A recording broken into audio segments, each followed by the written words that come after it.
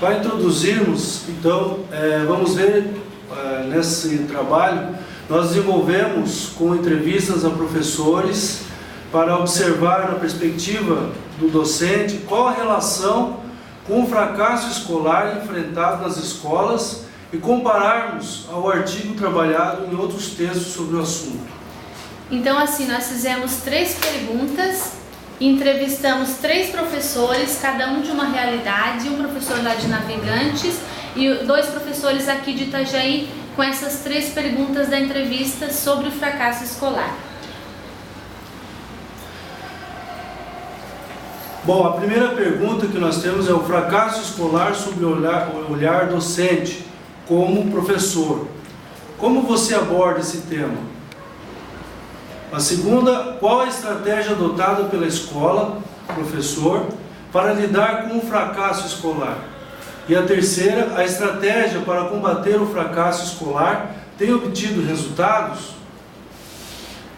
Bom, a primeira resposta vem sobre que o fracasso escolar se dá devido à falta de leitura, à dificuldade na interpretação e à falta de motivação do discente, quando não incentivado por sua família. Desta forma, o aluno fica desnorteado, gerando assim indisciplina na escola. A família que acompanha seu filho na idade escolar proporciona a ele um nível de segurança que o faz prosseguir nos estudos até a sua formação profissional. Bem, essa foi a primeira resposta da nossa pergunta sobre o fracasso escolar na visão do docente. E nós observamos que o professor, ele ressaltou aí, tipo assim, que a responsabilidade do fracasso se dá devido à leitura, à dificuldade, à falta da família também, na motivação do discente, tudo relacionado ao aluno e à família. Em relação ainda à primeira pergunta, nós entrevistamos também o professor Ronaldo, e ele diz que dentro dos mecanismos estruturais da pedagogia, unindo a forma didática do professor agir em sala de aula, ele acha que um dos maiores problemas que temos dentro da sala de aula atualmente é a atuação da praticidade do professor. A professora Nádia Maria também diz que o fracasso escolar não pode ser visto como um fracasso do aluno. Quando a gente pensa em fracasso escolar, é porque o objetivo que o professor se propôs não foi atingido. Então, o fracasso escolar, existem 2 lados no fracasso escolar. E dentro desse lado, vai envolver o professor na sua atividade. Agora, essa é a resposta número 2. Na resposta número 2, a escola adota como forma de evitar essa desistência escolar do discente as recuperações paralelas. A cada nota baixa, há uma nova chance de recuperação. Em qualquer tipo de avaliação que o aluno faça, é desenvolvido esse processo de recuperação, onde percebemos se houve ou não um progresso do aluno. Embora alguns casos alguns alunos não sejam alcançados por essas recuperações devido ao alto grau de dificuldade. Então aqui a professora colocou para a gente a forma que eles realizam lá na escola que ela leciona, para recuperar, para tentar que não aconteça esse fracasso escolar na escola, que ele não tenha tanto assim resultados negativos, mas que eles possam ser, os alunos possam ter uma nova chance de recuperar as notas e que não aconteça a evasão escolar. Nessa resposta 2 ainda, a professora Nádia, ela diz que primeiramente para verificar o fracasso ou o êxito, o professor se utiliza da avaliação, e a avaliação não pode ser pensada sozinha. Vou só avaliar, né? O pensamento do professor não pode ser esse. O professor tem que pensar na aula, pensando primeiramente no planejamento. A aula faz parte do planejamento.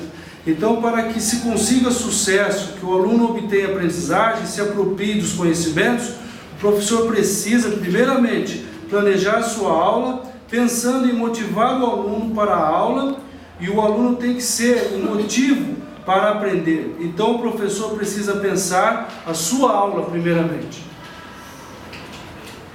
Muito bem, na resposta 3, sobre as estratégias, elas têm dado certo.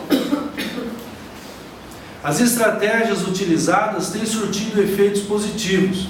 É perceptível quando há uma comparação desses resultados pelo professor e pelo aluno, dessa forma, assegurando ao aluno novas oportunidades de estudo.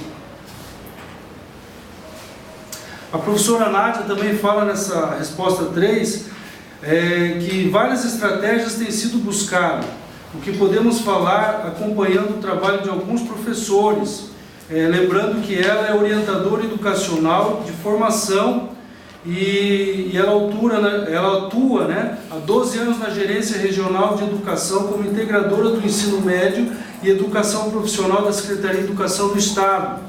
Então ela fala que o trabalho de alguns professores que buscaram falar dentro da teoria da atividade e do ensino-aprendizado, que percebe-se a melhora muito grande, mas que quando começa a se aplicar essas perspectivas, essas estratégias, há uma certa resistência por parte dos alunos, porque vai tirar eles daquele comodismo tradicional da educação. Eles vão ter que passar agora a pensar, interagir, se sociabilizar, pesquisar. Então, de início, dá uma certa resistência por parte dos alunos e também dos professores, porque agora o professor vai ter que pensar muito mais no seu planejamento de aula.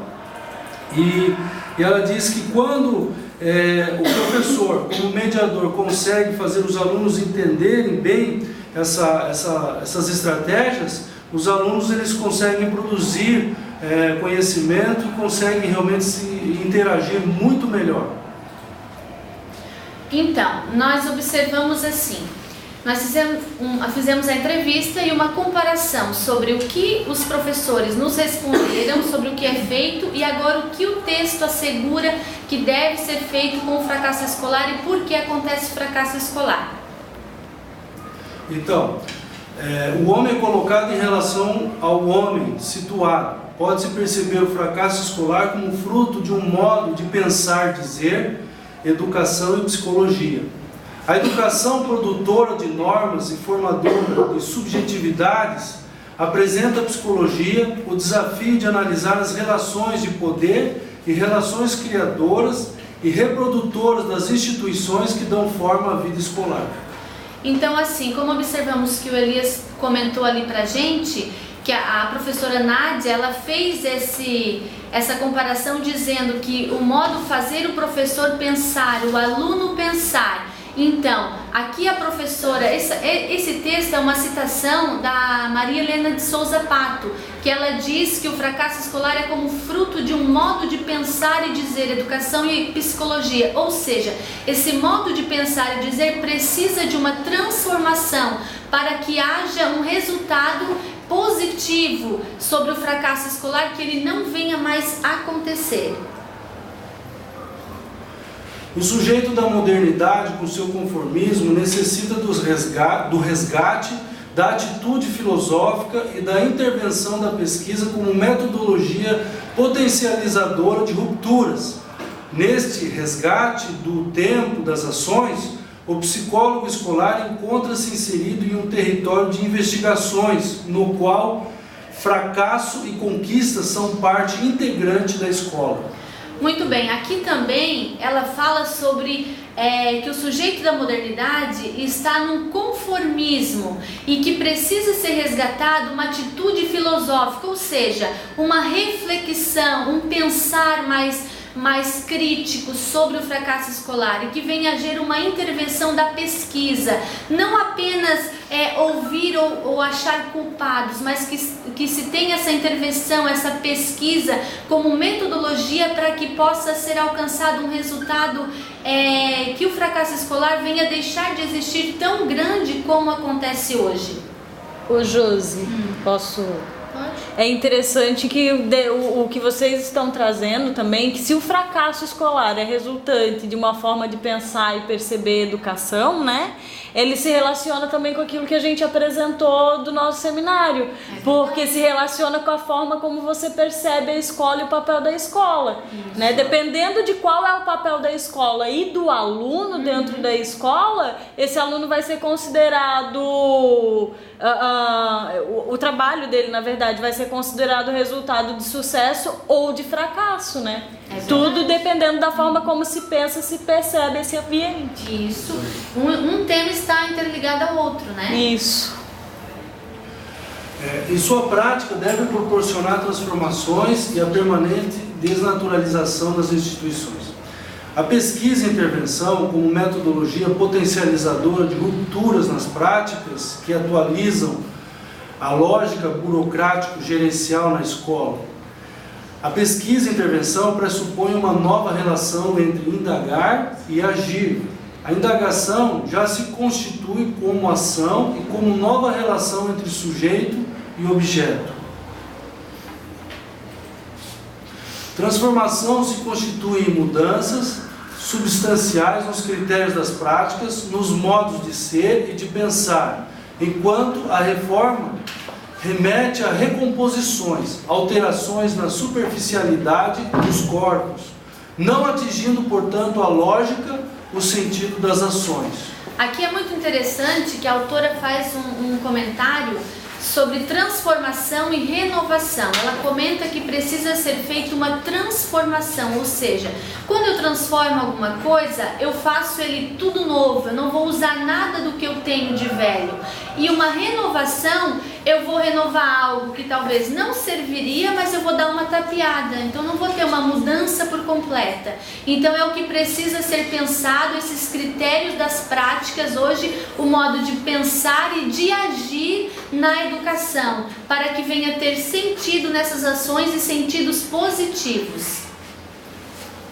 Não se trata de indagar sobre o professor problema, o aluno repetente, a família incompleta, mas sobre os modos como essa coletividade vive e produz seus valores, suas normas, seus sentidos. Enfim, analisar os fracassos ou as conquistas escolares como parte integrante da escola, e esta como expressão das formas que a vida assume na sociedade. Muito bem, aqui também é interessante que pelo texto, o artigo sobre o fracasso escolar, ele fala sobre um psicólogo escolar na escola. Então, o que nós observamos? Que o texto, ele dá a entender que o certo seria ter-se um psicólogo escolar em cada escola, analisando, indagando, pesquisando não sobre o professor problema, o aluno repetente, a família, mas num conjunto dessa estrutura e ver os valores e ver de que maneira poderia ser mudado isso. Só que o que a gente vê na realidade não é isso. A gente tem às vezes 1, 2 psicólogos escolar para o município inteiro. Então fica difícil um trabalho de pesquisa dessa maneira que o texto produz para que seja feito e se tenha o resultado esperado. O plano de aula, né? O título da aula, A Escola, Sucesso versus Fracasso. Aí os objetivos: dialogar sobre a visão que eles têm da escola, identificar os fracassos e sucesso que eles têm tido, provocar a reflexão nos alunos quanto à atitude deles mesmos, se está ligado ao fracasso ou ao sucesso. Então aqui seria uma aula dialogada com os alunos, para ver com eles a maneira e a visão que eles têm da escola, fazer eles refletirem e pensarem sobre as atitudes deles mesmos. Aportes teóricos: o artigo estudado, Psicologia e Educação, o resgate e produção de histórias e o livro-texto. Método: aula dialogada com apoio de slides. Relação entre teoria e ida a campo. Observamos que a teoria dá um suporte muito vasto como indagar o fracasso e não ver apenas como um problema do aluno, família ou do professor escola. mas sim um conjunto de estruturas para serem moldadas ao alcance dos objetivos. A avaliação seria feita através das participações dos alunos no diálogo. E aí as referências, né? Mimosine, volume 1. Essa é a referência do artigo, isso. Psicologia educacional, né? E depois o texto de Maria Helena Souza Pato, A Produção do Fracasso Escolar, Histórias de Submissão e Rebeldia. Muito bem, esse foi nosso trabalho de psicologia educacional.